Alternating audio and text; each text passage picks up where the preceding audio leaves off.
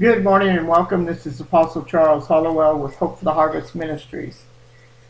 And today, the question is asked, God's promises seem too impossible for me.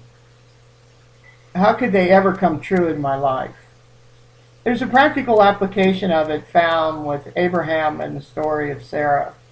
In Genesis chapter 17, verse 17, chapter 18, verse 14, and chapter 21, verses 1 and 2. And the word of the Lord says, Abraham bowed down to the ground, but he laughed to himself in disbelief. How could I become a father at the age of 100, he wondered. Besides, Sarah is 90. How could she have a baby? Is anything too hard for the Lord? About a year from now, just as I told you, I will return and Sarah will have a son. Then the Lord did exactly what he promised. Sarah became pregnant, and she gave a son to Abraham in his old age. It all happened at the time God said it would. Maybe the promises of God look impossible for your life. You feel you messed up, missed your opportunity, or have gotten too old.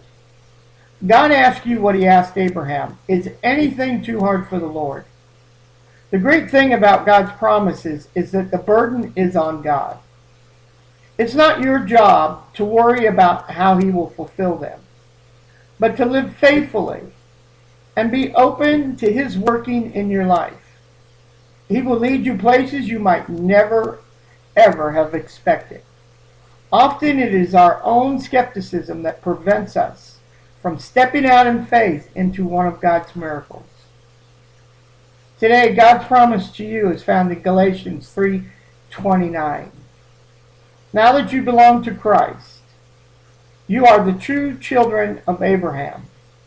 You are his heirs, and now all the promises God gave to him belong to you.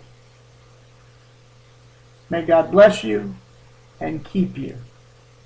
May today be the day that you experience the promise of God in a very miraculous and supernatural way as only God can do.